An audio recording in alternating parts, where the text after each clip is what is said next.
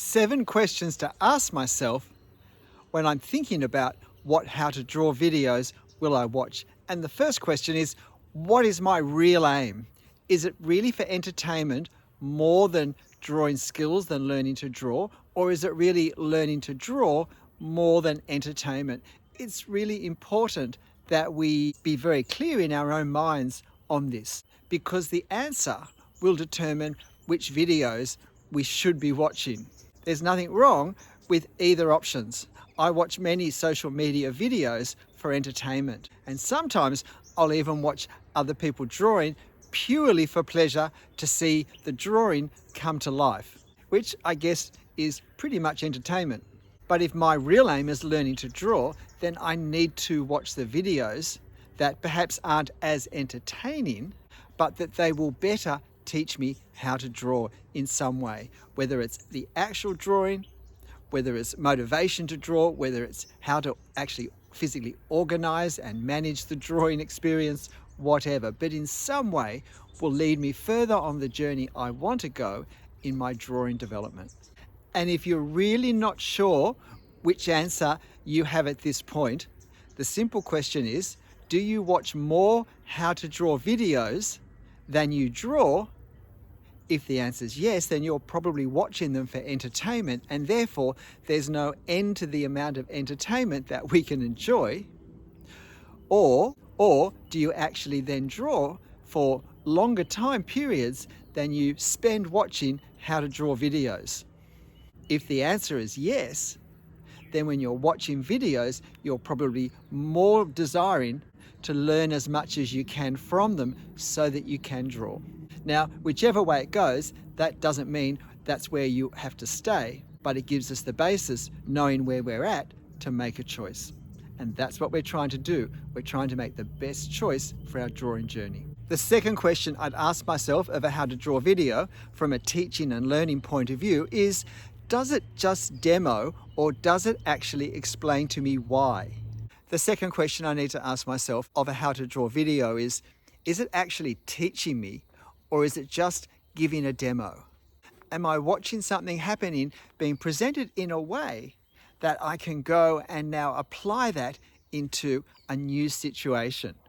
Or am I watching something that at best may help me reproduce what I'm seeing, but not go further? Can I add one very important part of this is, can I see the reference photo at the same time I'm watching the teacher draw? Because if I can't see where it's coming from, I'm not really learning anything at all. Instead, I'm reduced to observing what's happening. Which leads me to the third question to ask, am I getting understanding of how the artist is thinking, of the choices that he has to make, the various options at various stages of the drawing process, whether they're in choosing references or cropping references, or the thinking processes, the thought processes of translating a photo into ink marks on paper, and then the strategies for putting those marks on the paper, or do I simply observe them doing it? Because it's only when I come to understand why they're doing things that I start to build up the information, the knowledge, and in some ways even the experience of being able to then apply that into a new situation. That is, a different drawing that I'm now drawing than the one that the artist did in the video. There's a lot to be said for creating a drawing based on a demo drawing seen in a video, but that's very different to then being able to create something new that uses whatever elements of teaching, of learning there were. But that's the sort of input we're going to need if we're going to develop our own drawing, not just be impressed with the demo drawing.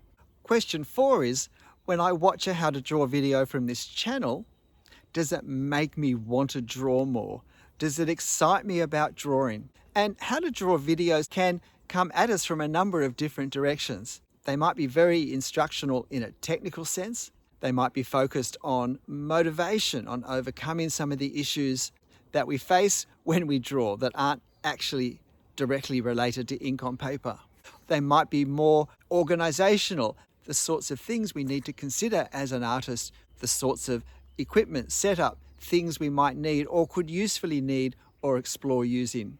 But whatever the content, the video should always make us want to draw more and make us feel more able to draw.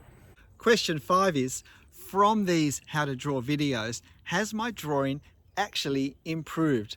Can I see that there has been a change introduced to what I do somehow, to how things look at the end?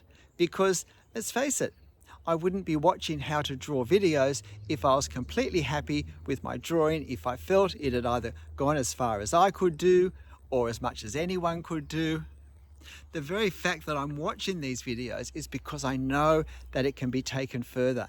And the question is, are the videos I'm watching taking it further?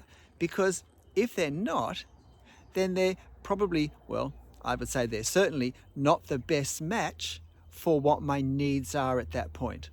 This is not to say that these videos might not be helpful for someone else with different aims at a different stage in their journey, or simply with a different personality. But if I'm wanting to learn to draw and I've watched some videos and I can't see or even feel the improvement in my drawing, then they're probably not a good fit for me, or at least for where I'm at right now. Another question I would ask myself if I was watching learning to draw videos, particularly if I'd watched a number and I thought they lined up pretty well on the questions I've asked myself so far, is what sort of, if you like, broader curriculum is available on this channel by this teacher?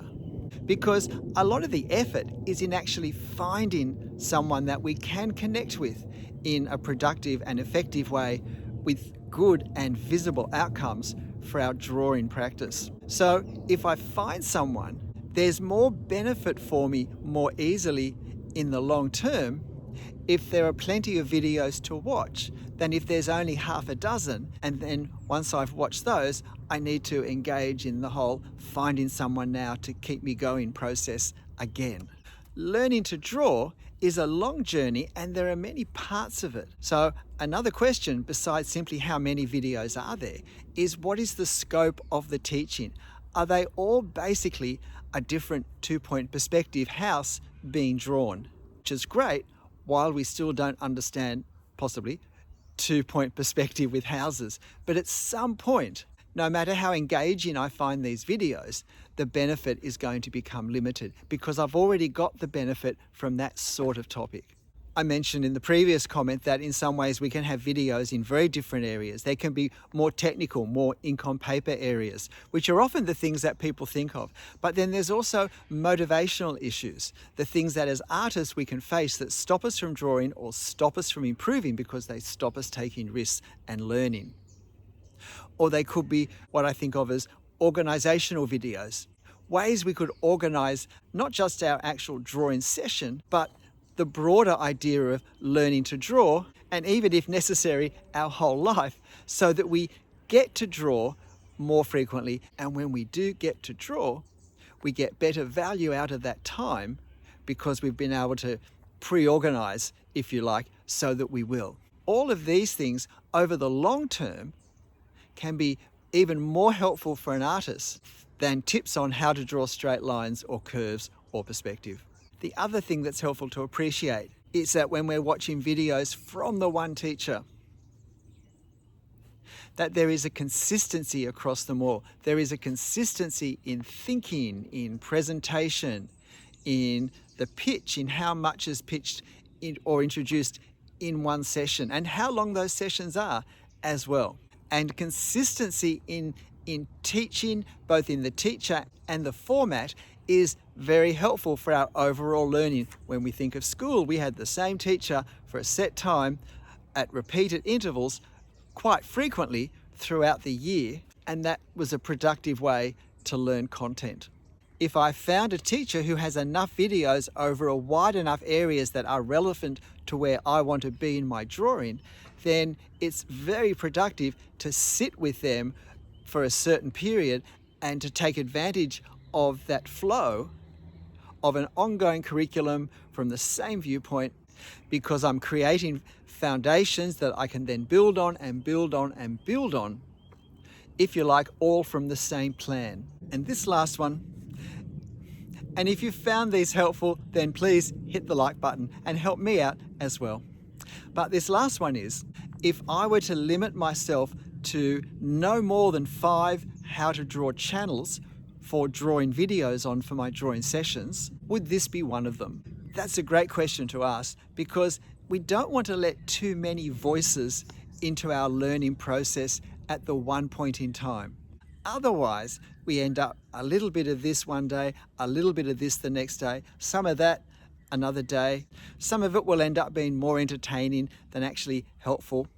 Some of it I'll think is helpful, but it's actually contradictory to something someone said that I've started to incorporate into my drawing practice 4 videos ago. So now I'm actually going to set up this way of drawing that's going to end up causing tension and inconsistency in my work, and in the end leave me thinking, I don't know what I'm doing still. And it wasn't that either bit of information couldn't have been helpful, just that the 2 different teachers who were delivering that information in 2 different videos never intended it to go together. It's not just that a channel from one teacher has videos that are all consistent with each other. We want to make sure that overall the channels that we're watching, that we're allowing to influence and inform what we do, how we do it, why we do it, are compatible with each other. G'day, I'm Stephen Travers, and of course I hope that my channel does all of these things and does them well. Drawing is a journey, it's a wonderful creative adventure, but it's also learning a skill. And these 7 questions that I think we should ask ourselves of the how to draw videos that we watch should help us to ensure that we get the maximum benefit from the time we spend watching this input.